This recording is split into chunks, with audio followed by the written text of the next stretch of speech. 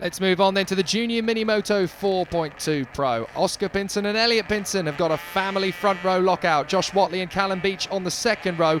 Row 3 in 5th position, the championship leader, Casey O'Gorman. Don't expect fireworks from him today. He's racing with a fractured shoulder, and off the start already he's lost a ton of places. He's only racing this weekend to keep his championship lead alive, basically. He wants to score points at its open season then for the rest of the riders out there. Look at the lead here for Oscar Pinson. His brother's lost a place, he's down to 3rd, but Oscar from pole has got a cracking break at the start. Corey Stainer, second in the televised race at Whilton Mill round 4 on the 134 machine. He's back through with a brilliant move there, Elliot Pinson, to get himself back in a second position off the acceleration from Christmas Corner. He stormed round the outside, and now it's Pinson 1-2 once again. Casey O'Gorman, number 7, there's the confirmation. He had a big fall in Italy, and they had the option to run in 1 or 2 classes. He should be racing in GP50, of course, as well. But they obviously decided that if he falls off that, that's a bigger shunt. Yeah, he's qualified this weekend. He's 8 years of age now, Casey, so he's qualified to race in Mini GP50. They've made a decision that he's not going to race in Mini GP50 this weekend, because to come off a Mini GP50 bike, that's a big accident potentially.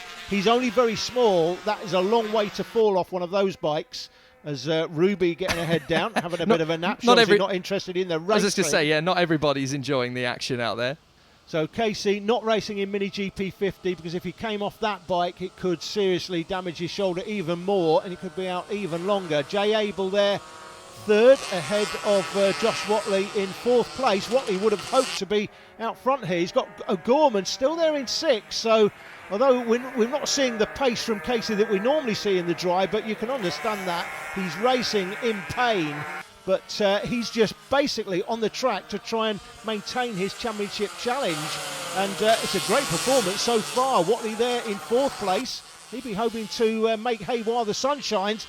I said 4th, make that 3rd as they go through the toe of the boot. Josh Watley now up to 3rd place and drops Jay Abel back 1. Casey O'Gorman still there in 6th. Watley looking to try and get the championship lead back off Casey O'Gorman this weekend. He'll know it's a great opportunity, but he won't like that gap. But up to 2nd place, it looks like he's racing for 3rd already. That's Corey Stainer. Stainer had a 2nd place here at Whilton Mill last time in the wet, you may remember, and that great celebration at the end of that race, Jake, when he finished 2nd, he was celebrating like he'd won MotoGP. Certainly was. Great to see the riders giving so much enthusiasm and passion to their motorsport. You have to say, from Casey O'Gorman, the number 7, riding in 6th position at the moment, this is an absolutely stunning effort under the circumstances. This is very reminiscent of Danny Pedrosa's recent comeback to MotoGP. Of course, he's had severe arm pump issues over the last couple of seasons. Last year, he said he was suffering every single race, and he had to miss quite a few this year, replaced by Hiroshi Ayama before he came back. This is a very similar performance from Casey O'Gorman, just 8 years of age this weekend, don't forget, and he's riding in severe pain. Let's not forget, this is a fractured shoulder blade. That is a very intense injury for an 8-year-old to go through, and he's dealing with it like a legend. Yeah, it really is amazing. These kids are made of nails, aren't they? I mean, most 8-year-olds will be at home tucked up in bed. Not Casey O'Gorman. He is made from iron girders, I think, as a lot of these kids are. They just race in pain. And I've said before, in 4-wheel motorsport, to find the edge of what's possible on track, you go too fast, you spin off. In 2-wheel motorsport, the thing with these kids is they have to fall off from time to time to find where the edge is. And as a consequence of that, they get injured, but they have to ride injured.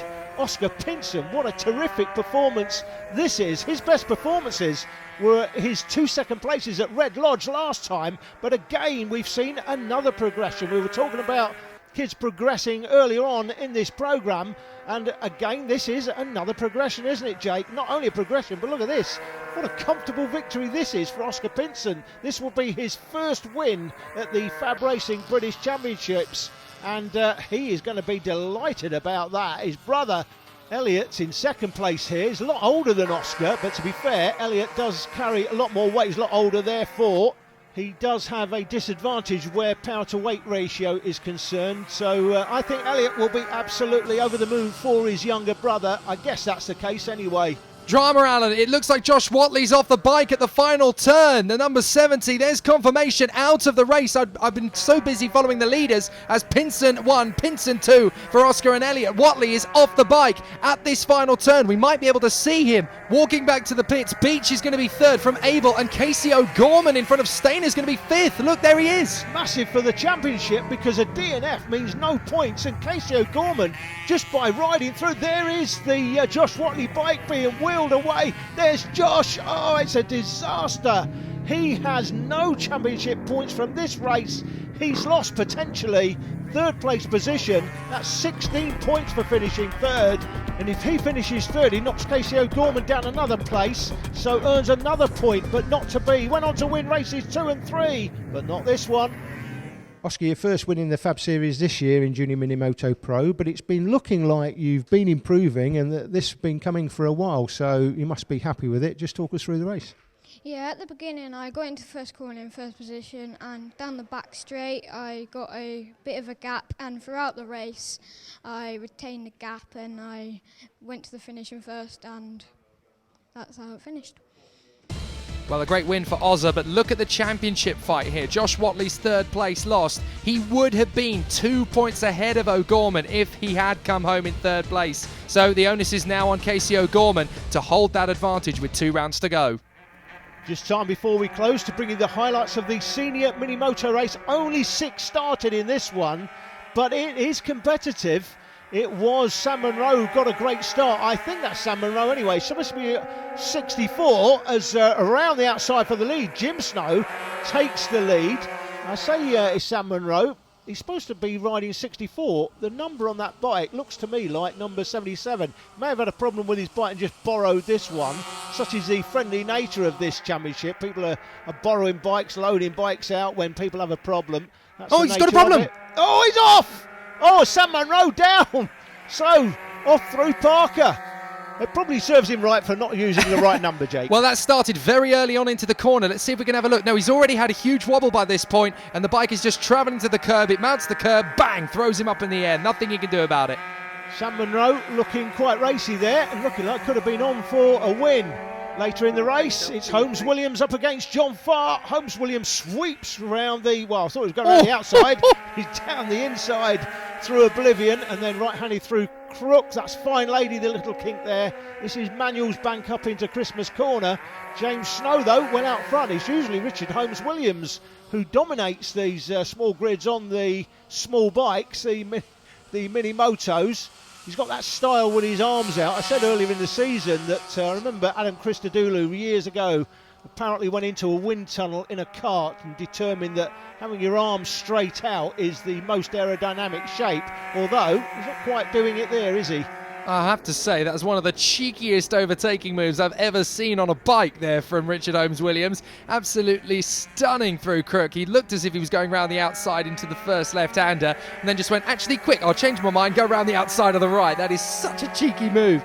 And John Farr has absolutely no response for him. He's already managed to get a bit of a gap now, Holmes Williams. Now, has he got enough time to close up on James Snow, the 45? Because he's really going to have to work hard into the last lap. It looks as though James Snow has more than got the measure of him. He's pulled away with a fastest lap of 56.3. So Holmes Williams' early season form is not here at Whilton Mill, I'm afraid. Certainly not in this class anyway, because it's this man, James Snow, who has totally and utterly annihilated the opposition with some beautiful pace and some very cracking fast lap times here. Out of the final turn, and the checkered flag is his. Great ride from James Snow. Cruises over the line. Oh, I almost pulled a wheelie over the finish line. You don't want to do that in the Minimoto, otherwise you'll fly off the back of the thing. Well, Holmes Williams is doing just that and proving that it can be done. So third position there for John Farr. Sam Monroe recovers well to finish up in fourth position. Very noisily indeed as he comes home. That's a broken exhaust if ever I've heard one, probably due to that accident at Parker early on. It's Mackenzie Gordon that comes home in fifth position, just in front of Ross Michael to round out the finishers.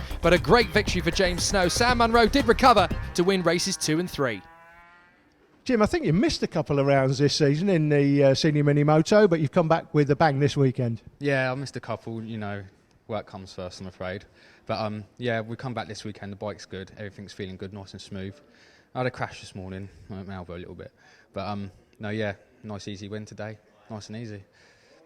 Drama throughout the weekend. Business as usual then in the Fab Racing British Minibike Championships here at Whilton Mill. That's it for now. We're going to move on to the penultimate round of the championship in a few weeks' time. Up in the heart of the Cumbrian countryside, the former quarry at Rowrah, seen to what could possibly be a championship decider for several riders in the series. We'll see you then.